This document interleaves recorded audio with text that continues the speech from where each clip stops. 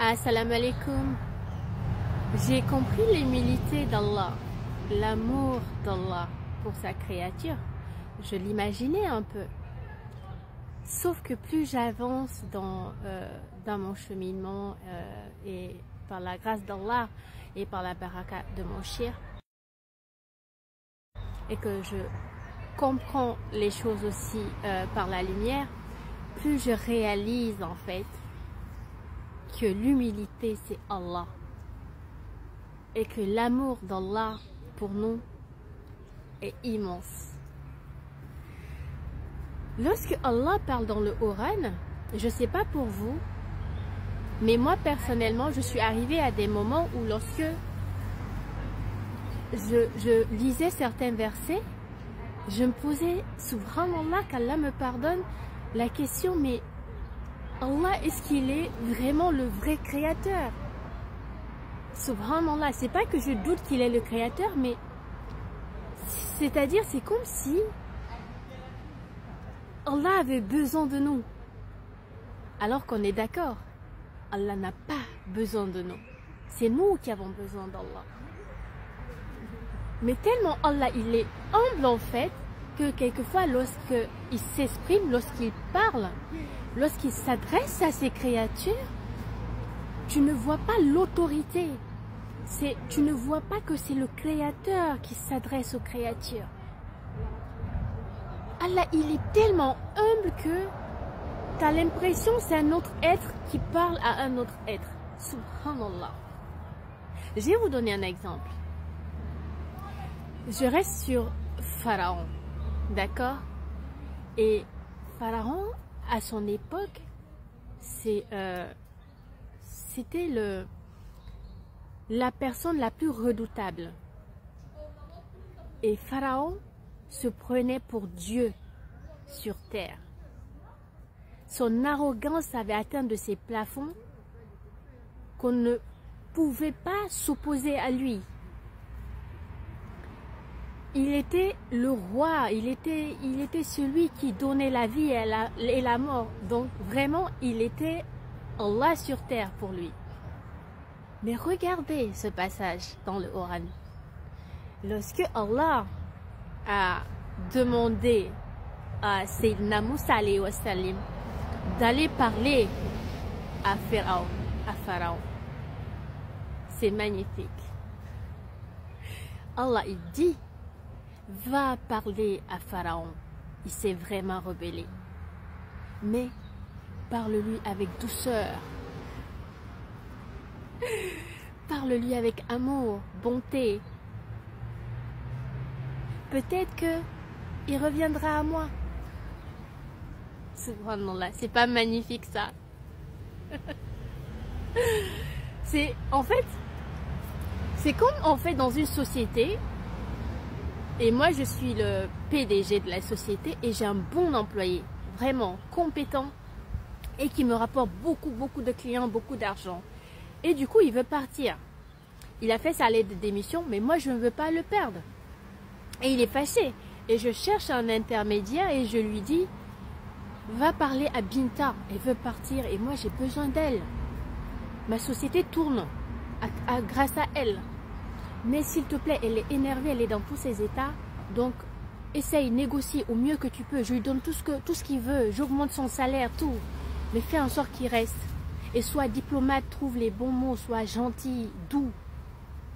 Pour qu'il accepte, sinon, c'est fini, je le perds.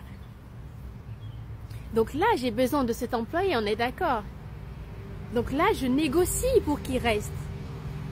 Mais là, on parle du créateur des mondes. Celui qui a créé Pharaon, qui a donné la vie et qui lui a donné toutes ces subsistances par laquelle il se pense supérieur.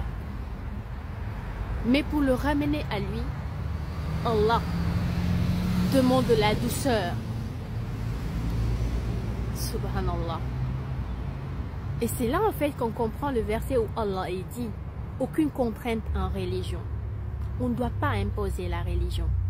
Et Allah dans le verset aussi qui demande à Sayyidina Muhammad alayhi wa sallam d'ailleurs, lorsqu'il fait les rappels, lorsqu'il s'adresse aux gens, de s'adresser avec beaucoup de douceur, avec beaucoup d'amour, avec beaucoup de bonté envers les gens. Donc l'islam, c'est une religion d'amour, c'est une religion de paix. On rentre par l'amour, on reste par l'amour, par contrainte.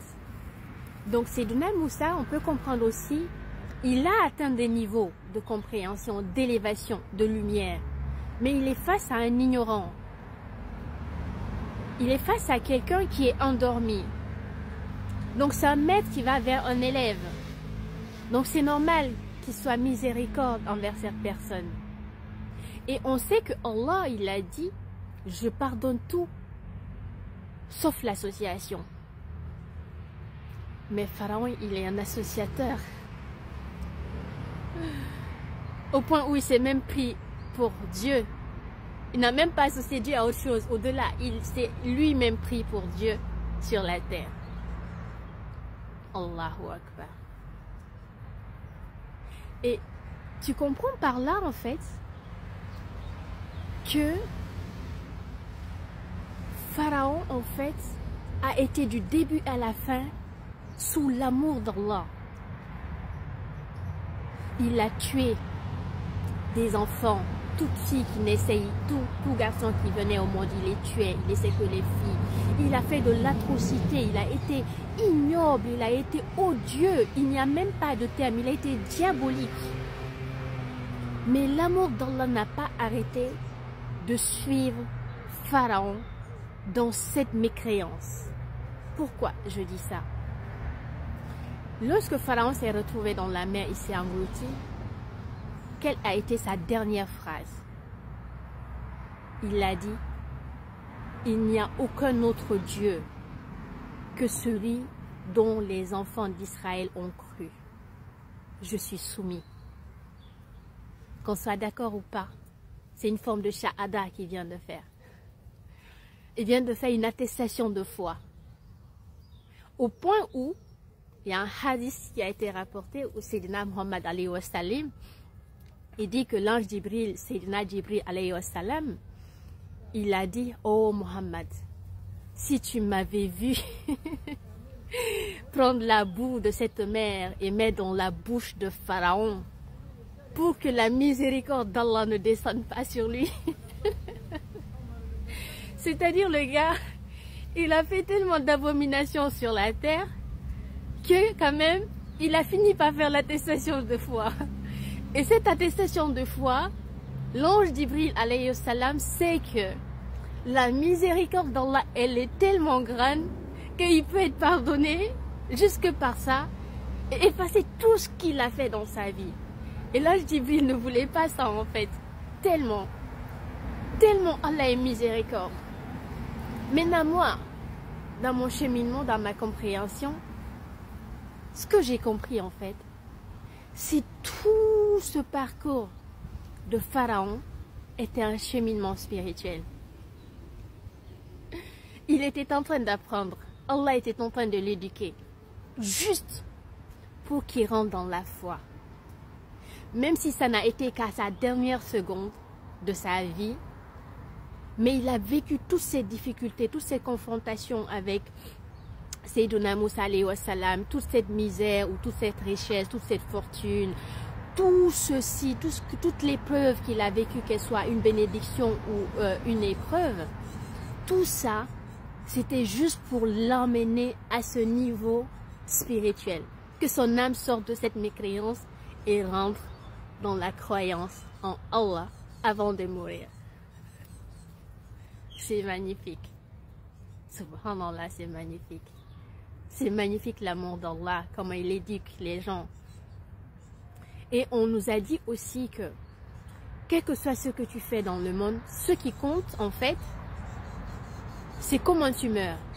C'est-à-dire c'est ton dernier geste, ta dernière action avant de mourir. C'est pour ça qu'on dit que lorsque tu fais plein de péchés, mais que juste avant de mourir, tu fais une bonne chose, tu te repens en Allah, Allah t'accorde ça et oublie tout ce que tu as fait. Mais malheur à nous, personne ne sait à quel moment il meurt. On n'a pas fait de contrat avec Allah. Donc c'est pour ça que tu es obligé de faire constamment pour te dire Allah ou Allah. Mais au moins, lorsque la mort viendra à moi, je serai dans les meilleures conditions. Et là, cela nous indique que quand même Pharaon, il est mort, sa dernière parole, son dernier moment, c'était dans la soumission à Allah. Allahu Akbar. Et donc moi je dis, Allah a vraiment aimé Pharaon. Et si Allah a aimé un associateur comme ça, qui a créé le désordre sur cette terre, qu'en est-il de nous? Subhanallah. Donc pour résumer, pour moi, c'est quelle que soit l'épreuve dans laquelle on est, quel que soit le péché dans lequel on est noyé, quelles que soient nos ténèbres, Allah est toujours présent avec nous. Et son amour est inconditionnel.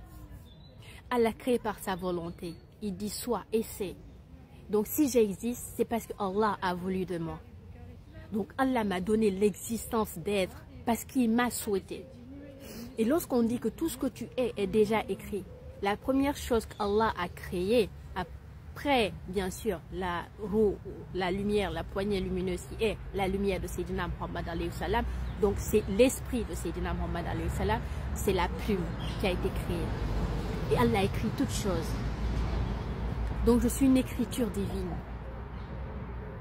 Donc ce qui fait, Allah est dans l'inconditionnel. Donc quel que soit ce que je fais, l'amour d'Allah va toujours m'accompagner. Il faut toujours se souvenir de ça. Et qu'Allah nous apprenne l'humilité, qu'à chaque fois que Pharaon se frappait la poitrine, s'enflait d'orgueil devant Allah, Allah le faisait descendre de l'amour vers lui. Allah continuait de l'éduquer, Allah continuait de le couvrir d'amour. Plus il se frappait la poitrine, plus Allah avait de l'humilité envers lui et surtout de la miséricorde. Et ce qui m'amène à dire qu'à chaque fois que je vais m'enfler d'orgueil, j'ai dans cette vanité, je vais penser qu'Allah, sur son trône immense et sublime, il n'est pas un être humble, il est l'humilité même. Et que par ce rappel, Allah me permet de me rabaisser. Car Allah l'a dit à Sayyidina Muhammad alayhi wa sallam dans le Coran. Et abaisse ton aile pour eux. Sayyidina Muhammad alayhi wa sallam est un ange incarné. Mais il devait baisser ses ailes. Donc se rabaisser pour autrui. Qu'en est-il pour moi? Donc me souvenir de cette humilité et me dire que Pharaon tout de même, il a réussi là où Satan n'a pas réussi. Car le péché de Satan a été l'orgueil, la vanité. Mais tellement dedans qu'il n'a pas eu, Allah l'a empêché de venir demander le pardon. Pourtant Pharaon, dans tout ce qu'il a fait, Allah l'a amené à faire la shahada avant de mourir. C'est pas de l'amour ça. Bi baraka Sidna Cheikh. Assalamu alaikum.